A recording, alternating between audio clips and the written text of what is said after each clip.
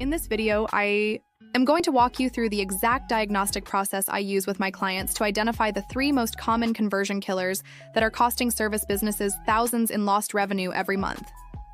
You'll also find out the simple 5-minute audit technique that can immediately spotlight which part of your funnel is hemorrhaging leads without needing any fancy analytics or technical skills. By the end of this video, you'll know exactly where your leads are dropping off and have a clear action plan to plug those leaks starting today. Okay, let's get started. Most service providers think their funnel problems are about getting more lead volume. We need more visitors, more eyeballs. But if you're getting visitors and leads but they're not converting, throwing more traffic at a broken system is like trying to fill a bucket with holes in it. The real issue isn't volume, it's leakage. And these leaks happen in predictable places that most business owners completely overlook. I truly believe that the 3 things I'm going to mention can be really unhealthy for your conversions. Conversion killer number 1, trust issues. Just like in any relationship, you need great communication, and that healthy communication will help you grow trust. In your relationship with your customer, you need to communicate in a way that makes you seem interested more than being interesting. When the customer feels like you genuinely care about them, they trust you a lot more. So how can you make sure your funnel reflects this? 1. Check your landing page. If your landing page talks about what you do, but it doesn't address what they're actually worried about, then there's a communication gap. When someone lands on your page, they're not thinking, I need a business coach. They're thinking, I'm drowning in my business and I don't know what to do next.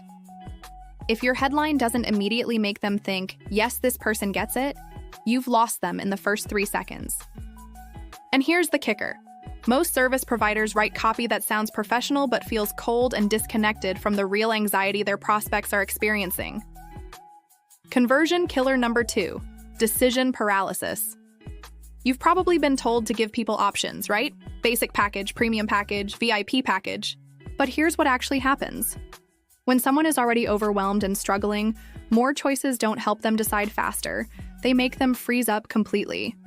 The businesses I work with that convert best have one clear next step. Not 3 options, not a complex pricing structure.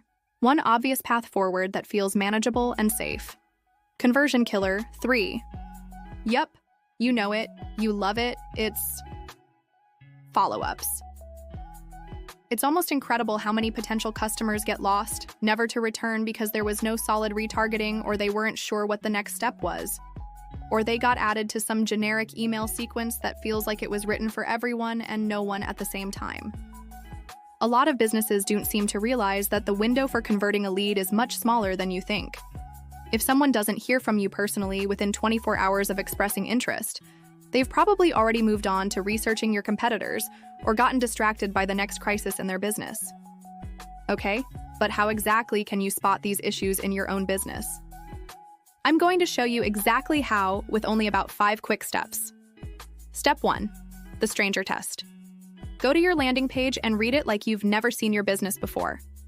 Does the headline immediately address a specific problem your ideal client loses sleep over?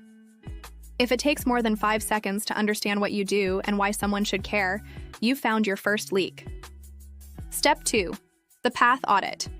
Follow the exact journey a prospect would take. Click through from your ad or social media post to your landing page, fill out the form, check what happens next. How many clicks does it take to go from interested to ready to buy? Every extra step you add cuts your conversion rate. Step 3, the response time reality check. Look at your last 10 leads. How long did it take you to personally reach out to each one?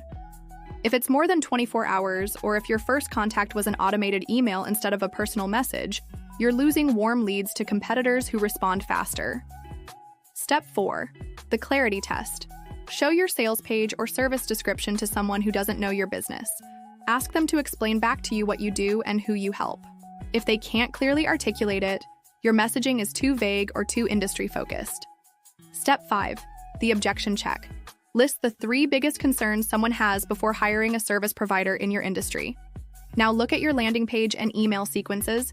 Do you directly address these concerns, or are you hoping people will just trust you without explanation? So now that we've looked at the sort of things that kill your conversions, let's look at some simple things you can do to make sure you don't fall into the traps that we've discussed. So, fix number 1, Try rewriting your headlines. Instead of professional business coaching services, try something like, finally stop working 60-hour weeks while your revenue stays flat. Just make sure you only make promises you can keep. Remember the trust thing?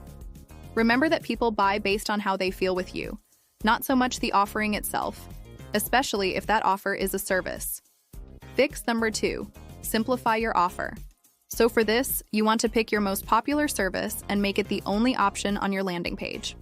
You can introduce other services later in the relationship, but your initial offer should be dead simple to understand and say yes to. Fix number 3, do your best to create a same-day response system. Set up notifications so you know immediately when someone fills out a form or downloads something. Your goal is to personally reach out within a few hours, not a few days. Fix number 4, add your best believable and accurate social proof. Instead of generic testimonials, use specific results.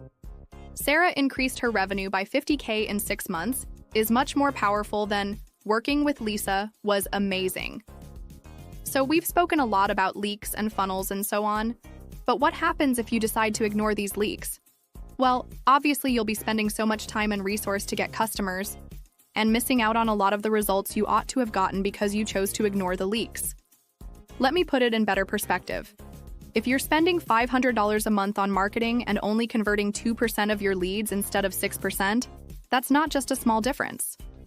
Over a year, fixing these simple issues could literally be the difference between a struggling business and a thriving one. The businesses that grow consistently aren't the ones with the biggest marketing budgets. They're the ones who systematically identify and fix these small but critical gaps in their sales process. Okay, look, building an effective funnel for a service business isn't always about getting some complicated tech or expensive software or anything like that. Instead, it has more to do with understanding the exact nooks and crannies that your prospects are getting stuck and removing those obstacles one by one. The difference between businesses that scale and those that stay stagnant often comes down to these seemingly small details that add up to massive results over time. If you would like a quick 5-minute audit of your funnel or your process to spot the areas that you can test and improve upon, check out the free downloadable checklist especially made for service businesses with smaller teams. It's meant to help you trace the leaks in your own business and identify what your next step should be to solve it. This way, you can make changes to those exact areas of your sales pipeline and understand your customer better. This way, you'll be more likely to get more out of your marketing efforts even with the same number of leads in future. The link is in the description below. This has been Rita with ClicksandThings.com. See you in the next one.